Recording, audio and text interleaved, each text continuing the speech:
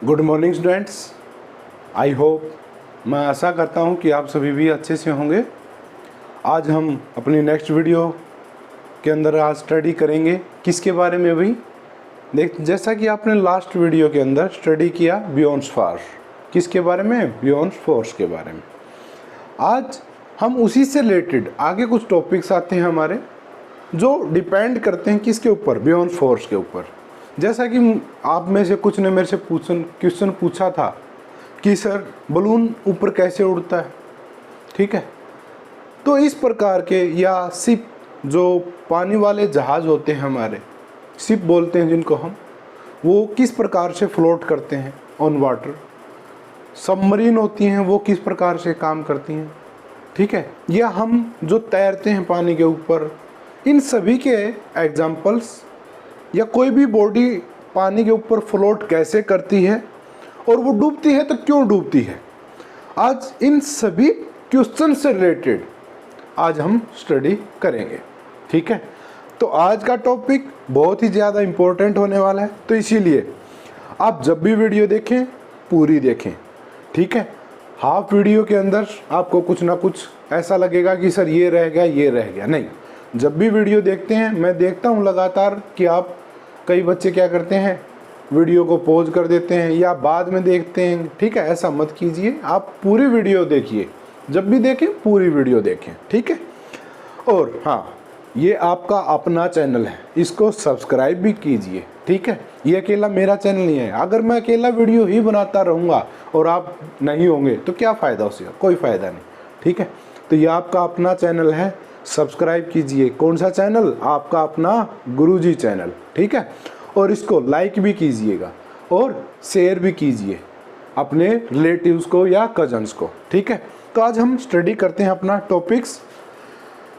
आज हम, इससे पहले कि हम बियॉन्ड फोर्स के बारे में पढ़ना स्टार्ट करते हैं, या जो बियॉन्ड फोर्स से रिलेटेड हमारे टॉपिक्स थे उनसे स्टडी करते हैं, उससे पहले मैं आपको एक छोटा सा टॉपिक और कराता हूँ। क्यों? क्योंकि हम इस टॉपिक्स का भी कुछ ना कुछ यूज करते हैं। अगर हम ये टॉपिक, वैसे आपकी सिलेबस के अकॉर्डिंग भी इंक्लूड है 9th के अंदर, लेकिन अगर हम बाद में करेंगे तो ये टॉपिक्स समझ में नहीं आएंगे, इसलिए हम क्या कर रहे हैं, इसको थोड़ा सा पहले कर रहे हैं, ठीक है। ज़्यादा पहले नहीं, 2 या 3 टॉपिक्स का ही इफेक्ट है, ज़्यादा फर्क पड़ता है, ज़्यादा कुछ नहीं है। ये 2 या 3 टॉपिक्स के बाद आता। तो आज हम अभी स्टडी कर रहे हैं, ठीक है। तो हमारा टॉपिक है जो आज हमारा पहले, वो क्या है? डेंसिटी। डेंसिटी डेंसिटी अब डेंसिटी क्या होती है? डेंसिटी को स्टडी करने से पहले हम देखते हैं कि आपने देखा होगा, देखो अब हम क्या करते हैं, शेप साइज की बहुत सारी चीज़ें देखते हैं। जैसे अगर आपके पास एक प्लास्टिक की बोतल है, ठीक है, सेम अगर वही साइज की अगर आपके पास एल्यूमिनियम की बोतल है, और सेम साइज की आपके पास एक बोतल कैसी है? आयरन की है, तो आप बता सकते हैं किस में वेट ज़्यादा होगा? ऑब्वियसली सी बात है, तो किसका वेट ज़्यादा होगा? आयरन वाली का।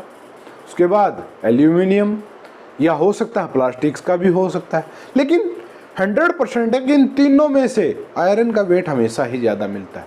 लेकिन बनी हुई तो सेम है, फिर ऐसा क्यों हुआ? किस कारण से? अब चलो हम एक दूसरा एग्जांपल लेते हैं। मान लो ये हमारे पास क्या, एक डस्टर है, मान लो क्या है ये डस्टर, ठीक है। अभी हमने इसको किससे बनाया हुआ? वुड का बना हुआ है। ये जो ऊपर वाला पार्ट हमारा किसका है? वुड का है। अगर मैं इसको एल्यूमिनियम का बना देता हूँ और फिर इसी को आयरन का बना देते हैं, तो सबसे ज़्यादा वेट किसके अंदर मिलेगा? फर्स्ट प्लेस पे आएगा हमारा क्या? आयरन। क्या आएगा? आयरन। उसके बाद क्या आता है हमारा? उसके बाद एल्यूमिनियम आएगा। क्या आएगा? एल्यूमिनियम। क्या आता है? एल्यूमिनियम। यानी कि सबसे बाहरी क्या हमारा? आयरन है, उसके बाद एल्यूमिनियम, और उसके बाद लकड़ी। यानी कि वुड का जो है हमारा ये डस्टर, वो क्या होता है? सबसे लाइट होता है, इसीलिए इसका यूज किया जाता है। पहला कारण तो ये है कि चीप होता है, वुड चीप होती है। सेकंड क्या है कि ये हल्का भी हल्की होती है, ठीक है। एल्यूमिनियम क्या होता है? स्ट्रेंथ तो होती है उसके पास, लेकिन वो वुड से भारी होता है और कॉस्ट भी ज़्यादा पड़ती है, ठीक है। तो हमारा जो, अगर हम इन चीज़ों को छोड़ो, हमें मेन पॉइंट क्या है कि भाई हमारी भारी चीज़ क्या है? तो आयरन सबसे ज़्यादा भारी होता है, उसके बाद एल्यूमिनियम और फिर वुड आती है। लेकिन तीनों का हमने एक ही चीज़ बनाई, डस्टर ही बनाया है, तो फिर तीनों के वेट में डिफरेंसेस क्यों आया? मेन क्वेश्चन क्या हमारा कि ये डिफरेंसेस क्यों आता है? क्योंकि ये जो डिफरेंस आता है ये आता है हमारा किसके कारण?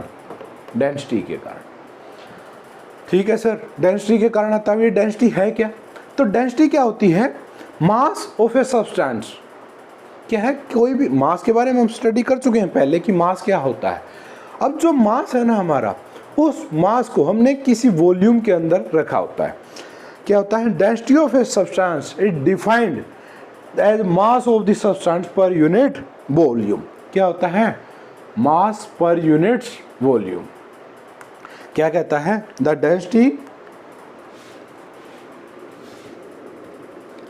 डेंसिटी क्या कहती है? द डेंसिटी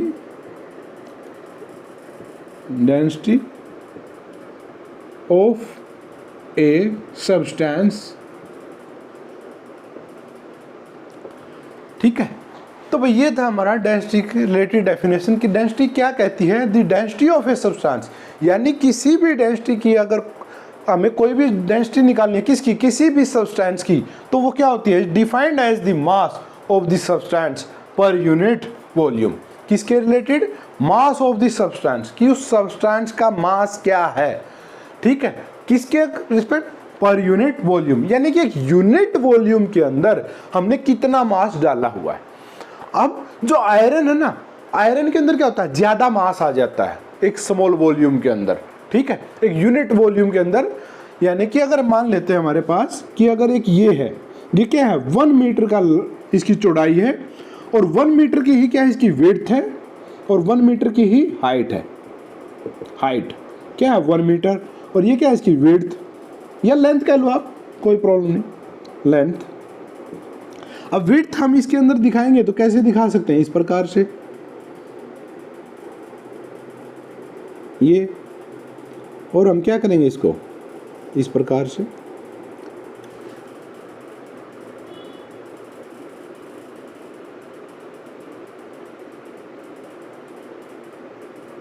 तो ये कैसा बन गया हमारा? यानी कि जो ये 1 मीटर की लेंथ, 1 मीटर की हाइट और 1 मीटर की क्या है? इसकी विड्थ है।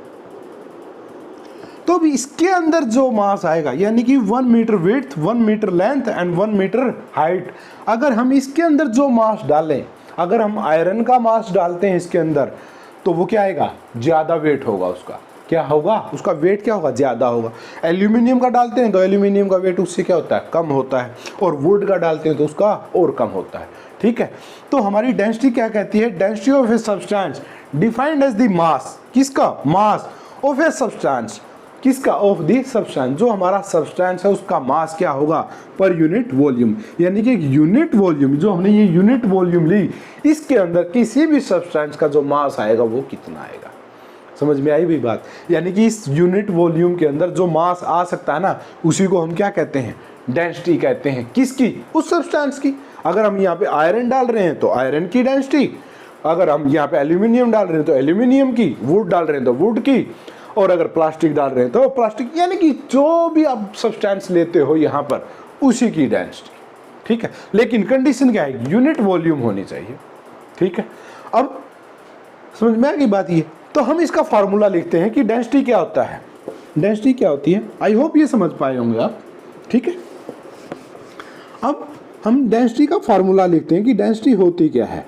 डेंसिटी क्या होती है? Mass of a substance by में volume of a substance. Volume of a substance. ठीक है भाई, तो ये क्या आता है? हमारा डेंसिटी आती है। यानी कि किसकी मास कितना आया किसी भी सब्सटेंस का, किसके अंदर? एक यूनिट वॉल्यूम के अंदर। अब आपको इस तरह आपने यहाँ पे यूनिट वॉल्यूम नहीं लिखा, कोई बात नहीं। अगर मान लो हमारे पास वहाँ पे 5 मीटर का होता तो कोई बात नहीं, वो कितनी यूनिट हो जाती? 5 मीटर की लेंथ है उसकी, और 5 मीटर की ही क्या है? विड्थ है, और 5 मीटर की क्या है? हाइट। ठीक है, सारी चीजें अगर 5 मीटर होंगी तो कितनी यूनिट है ये? Total 5 unit. 5 से मल्टीप्लाई कर देंगे, कोई प्रॉब्लम नहीं। अब उसके अंदर जो आता है वो 5 यूनिट्स का आ जाएगा, ठीक है। तो उससे कोई फर्क नहीं पड़ता हमारा, क्योंकि अगर हम वॉल्यूम ज़्यादा बड़ी ले रहे तो उसमें मास भी ज़्यादा आएगा, वो डेंसिटी तो वही आएगी, चाहे आप यूनिट के निकालो या 5 यूनिट्स के निकाल लो, क्योंकि 5 यूनिट में मास भी तो क्या आएगा, 5 टाइम्स ज़्यादा आएगा। क्या आता है, 5 टाइम्स ज़्यादा आता है, इसीलिए उससे कोई फर्क नहीं पड़ता। हमें क्या लेना, वॉल्यूम ऑफ सब्सटेंस और मास ऑफ सब्सटेंस, यानी कि जो हमारे पास मास है सब्सटेंस का, उसको अगर हम डिवाइड कर दें उसकी वॉल्यूम से, किससे, उसकी वॉल्यूम से।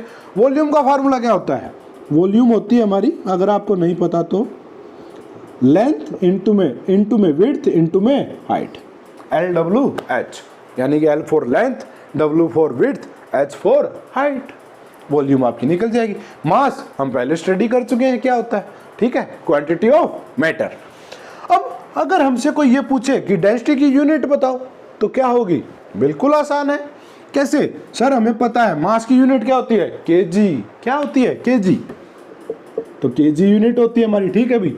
Volume of substance, sir length को हम मीटर में मेजर करते हैं, किस में करते हैं, मीटर के अंदर, विड्थ को भी मीटर के अंदर, और हावर हाइट को भी किसके अंदर, मीटर के अंदर, यानी कि मीटर मीटर मीटर, यानी कि मीटर का क्यूब डिवाइडेड बाय में मीटर क्यूब, बस ये यूनिट हमारी, क्या हमारी यूनिट, केजी पर मीटर क्यूब।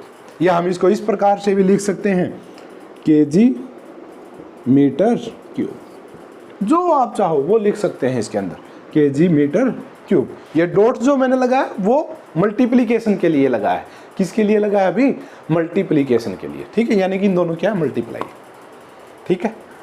तो ये था भी हमारा रिलेटेड टू डेंसिटी। अगर हम यहाँ पर जो ये केजी मीटर क्यूब है ना, ये जो हमारी यूनिट है, ये क्या है, एक बहुत बड़ी यूनिट है। केजी मीटर क्यूब जो है हमारी, वो क्या है, एक बड़ी यूनिट्स है, क्या है, एक बड़ी यूनिट है। तो हम इसको कई बार क्या करते हैं, स्मॉल के अंदर भी लेते हैं। तो स्मॉल के अंदर क्या लेंगे, केजी एक बड़ी यूनिट है, तो स्मॉल यूनिट्स के अंदर क्या हो जाएगी, मैं यहाँ पर नोट कर देता हूँ, ठीक है। केजी की स्मॉल क्या होती है, ग्राम। मीटर की क्या होती है, जी से डिनोट करते हैं ना ग्राम को, ग्राम को किस से डिनोट करते हैं, जी से, ठीक है। और मीटर की क्या होती है, सेंटीमीटर, तो सेंटीमीटर क्यूब। तो ये हमारी क्या होती है, एक स्मॉल यूनिट है। क्या है ये, मैं नोट करवा देता हूँ यहाँ पे, स्मॉल यूनिट ऑफ डेंसिटी क्या होती है, ये होती है, ये आप नोट कर लीजिए। Small unit of density is gram centimetre cube. क्या होती है भाई, gram centimetre cube. I hope आपको ये समझ में आया होगा। अगर आप नोट करना चाहते हैं तो नोट कर सकते हैं, ठीक है। और अगर आप डेंसिटी से रिलेटेड अगर आप टेबल देखना चाहते हैं तो इसको क्लीन करने के बाद मैं आपको यहाँ पर शो कर दूंगा डेंसिटी का पूरा चार्ट। आप नोट करना चाहे तो नोट कर सकते हैं, ठीक है।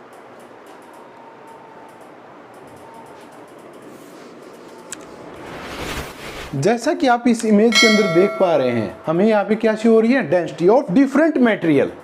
डिफरेंट मटेरियल की आपको डेंसिटी दिखाई गई है। आप अगर इसको नोट करना चाहते हैं तो नोट कर सकते हैं, ठीक है। वीडियो को पॉज कीजिए और इसको नोट कर लीजिए, ठीक है। अब हम नेक्स्ट टॉपिक के ऊपर आते हैं। हमारा हमने वैसे ये टॉपिक भी स्टडी किया है थोड़ा, हमने स्टडी किया था कि बियॉन्ड फोर्स है क्या। हमने ये तो स्टडी कर लिया कि बियॉन्ड फोर्स है क्या, वो कैसे काम करती है, ये अब थ्रस्ट है वगैरह वगैरह। लेकिन फैक्टर कौन से हैं जो इफेक्ट करते हैं किसको, बियॉन्ड फोर्स को। तो हमारे दो फैक्टर्स हैं, क्या हैं, two factors which are effecting the beyond force.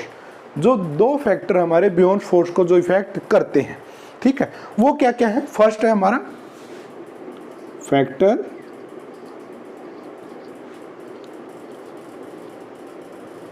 Affecting.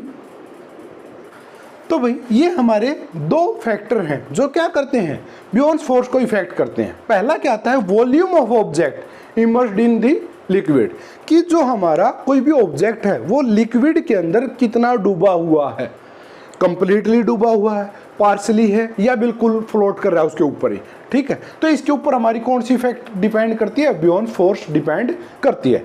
Second क्या आता है, डेंसिटी ऑफ लिक्विड, कि डेंसिटी क्या है। क्योंकि देखो अगर हमारी किसी की डेंसिटी ज़्यादा होगी तो वो क्या करेगा, सिंक हो जाएगा, डूब जाएगा।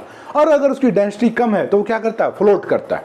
अब क्यों करता है सर ऐसा, ये तो हमें पता चल गया कि ठीक है डूबता है, लेकिन आपने कहा था हम क्वेश्चंस के जवाब देंगे, बिल्कुल देंगे। अभी आपने ये दोनों पॉइंट्स नोट कर लिए, ये नोट कर लीजिए, volume object immersed in liquid किसके ऊपर डिपेंड करता है, लिक्विड के ऊपर, and density of liquid, 2 points के ऊपर। अभी हमारा नेक्स्ट टॉपिक है आर्किमेड्स प्रिंसिपल। क्या है अभी, अब हम इनके नेक्स्ट टॉपिक है जो हमारा, अब हमारे ये दो पॉइंट्स थे हमारे, ये आपने नोट कर लीजिए। अब इन्हीं दोनों को समझने के लिए एक साइंटिस्ट थे, उन्होंने क्या किया, कुछ रूल्स दिए हैं। उन्होंने बताया कि कोई ऑब्जेक्ट किस प्रकार से डूबेगा या वो तैरेगा तो कैसे तैरेगा, और उसके लिए एक रूल बताया गया। वो हमें किसके द्वारा बताया, आर्किमेड्स प्रिंसिपल के द्वारा। किसके द्वारा, आर्किमेड प्रिंसिपल के द्वारा। अब ये आर्किमेड प्रिंसिपल है क्या,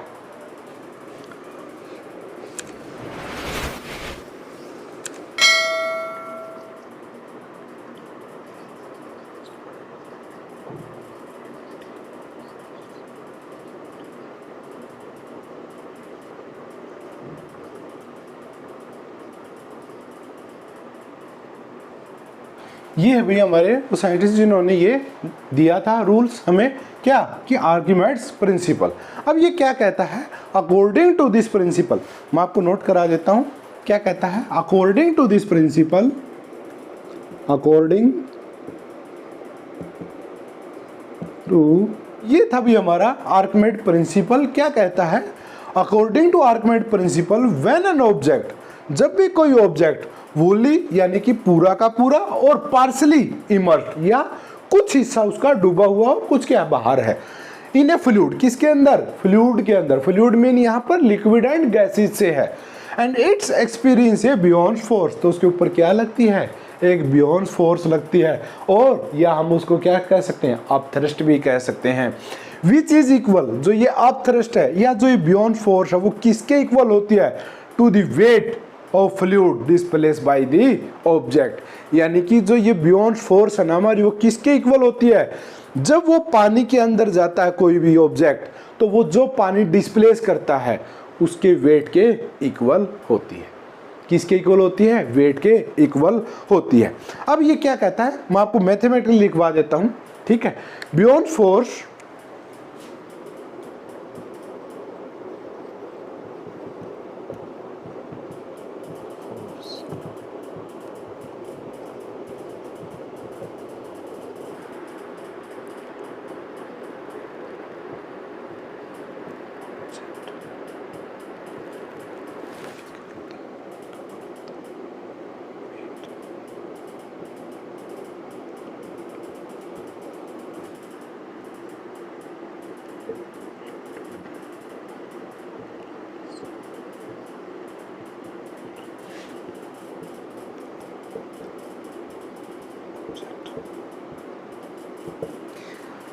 ये क्या कहता है, अभी देखो हमने वही statement as it is note की है, बस क्या कहता है कि beyond force acting on an object, यानी किसी ऑब्जेक्ट के ऊपर जो बियॉन्ड फोर्स लग रही है वो किसके इक्वल है, weight of fluids, wait of fluid, यानी कि जो वेट है ना हमारा किसका, फ्लूइड का, डिस्प्लेस्ड बाय द ऑब्जेक्ट, यानी कि जो ऑब्जेक्ट ने जिस पानी को हटाया, किसके कारण हटाया, जब वो पानी के अंदर गया तो उसने क्या किया, कुछ पानी को हटाया, तो वो जो वेट होगा हमारा दैट इज इक्वल होता है किसके, हमारे बियॉन्ड फोर्स के। ठीक है, अब इस तक अगर समझ में नहीं आया कोई बात नहीं, अभी हम स्टडी करेंगे। ठीक है, आपको अगर ये नोट करना है तो नोट कर लीजिए, ये क्या हमारा आर्किमेड्स प्रिंसिपल है। ठीक है, नोट कर लीजिए।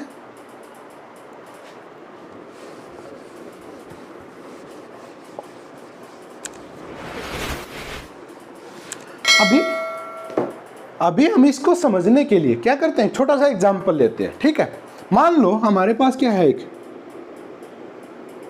बकेट है, क्या है, बकेट, बाल्टी है पानी की, और इसके फ्लूइड लेते हैं, फ्लूइड के अंदर क्या आती है, हवा भी आ सकती है और वाटर भी आ सकता है। लेकिन अगर ये जो हमने प्रिंसिपल लिखा था, जहां पर भी आपको अगर सिर्फ लिक्विड के लिए लिखना है, यानी कि अगर ये स्टेटमेंट आप लिक्विड के लिए ही लिखना चाहते हैं, तो जहां पर हमने फ्लूइड लिखा हुआ है वहां पर आप क्या डाल दो, लिक्विड, तो वो स्टेटमेंट किसके लिए हो जाएगी, लिक्विड के लिए। और अगर आप वहां पर गैसेस के लिए लिखना चाहते हैं तो लिक्विड या फ्लूइड की जगह क्या लिख दें, गैसेस, तो किसके लिए हो जाएगी, गैसेस के लिए हो जाएगी, क्योंकि फ्लूइड के अंदर क्या आते हैं, लिक्विड और गैसेस दोनों आते हैं। तो हम यहाँ पर गैस को तो देखो हम डिस्प्लेस होता हुआ नहीं देख पाएंगे, ठीक है। मैं आपको एक एग्जांपल लेता हूँ लिक्विड का। लिक्विड के अंदर क्या ले, वाटर लेते हैं। हमने ये एक बकेट ली और इसको क्या किया, बिल्कुल ऊपर तक फिल किया हुआ था।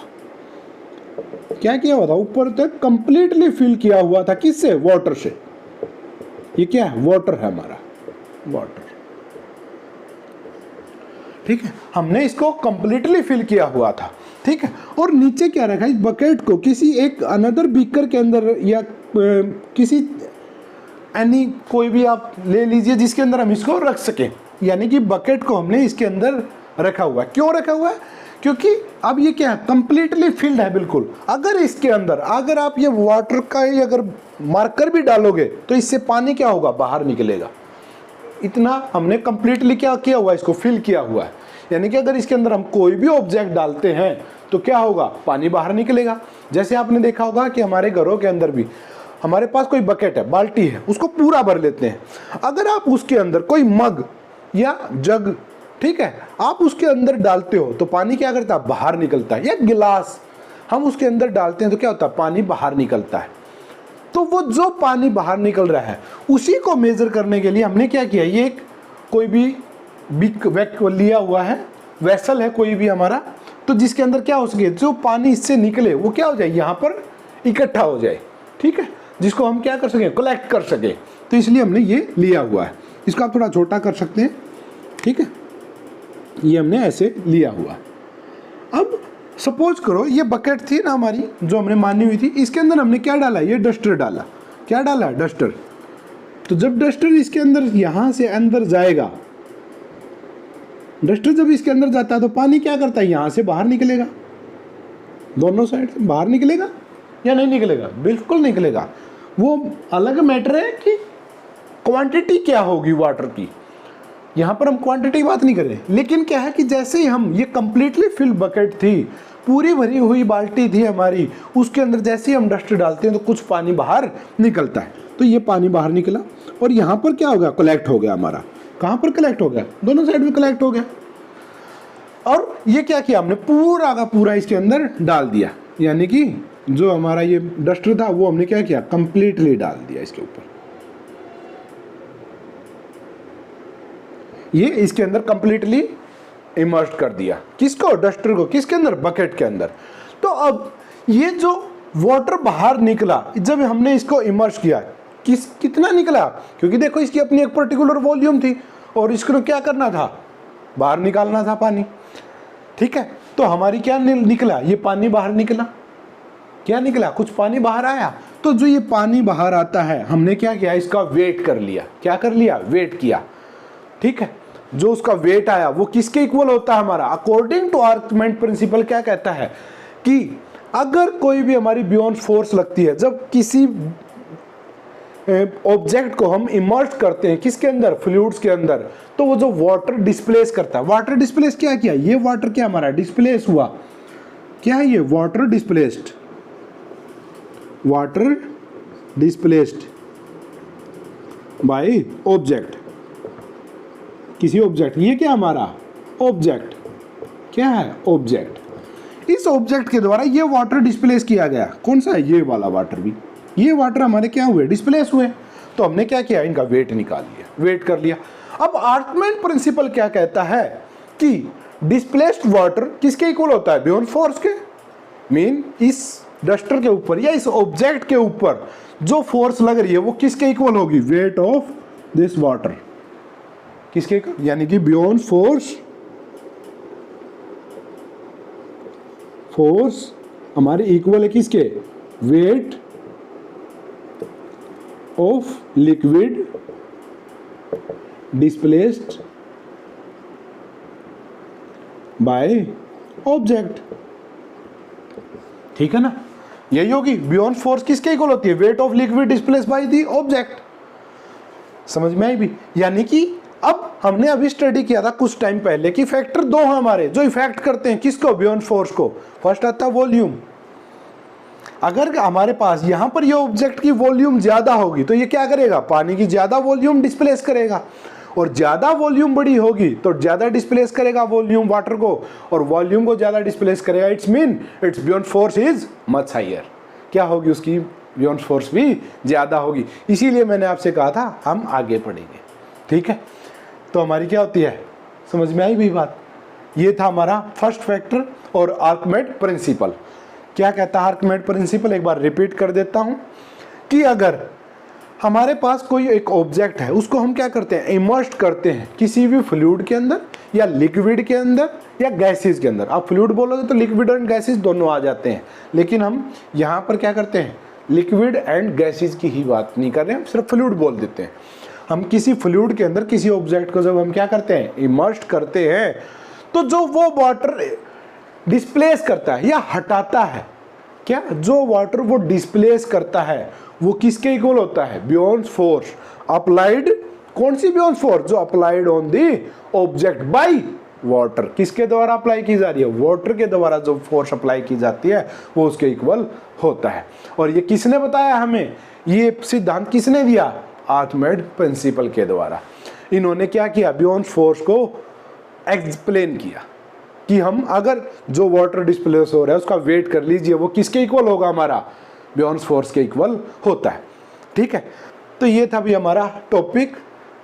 आई होप जो क्वेश्चन मैंने स्टार्टिंग में किए थे वो मैं आज आपको आंसर नहीं दे पाया हूँगा, है ना, कोई बात नहीं भाई, उसका रीज़न ये है, हम उसको नेक्स्ट वीडियो के अंदर आपके वो सभी क्वेश्चंस के आंसर ज़रूर मिलेंगे आपको।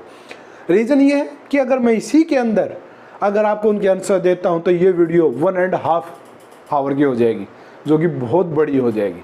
इसीलिए आज के लिए माफ़ करना, नेक्स्ट वीडियो के अंदर आपके सभी क्वेश्चंस के आंसर आपको ज़रूर मिलेंगे, ठीक है। अगर आपको ये वीडियो अच्छी लगे और आपने अगर ये नॉलेज प्राप्त की हो, आपको समझ में आया हो, तो इस वीडियो को लाइक ज़रूर कीजिएगा। हाँ, अगर नहीं समझ में आया तो डिसलाइक कीजिएगा। डिसलाइक भी अगर आपको नहीं समझ में आता तो बिल्कुल करिए, बगैर सोचे।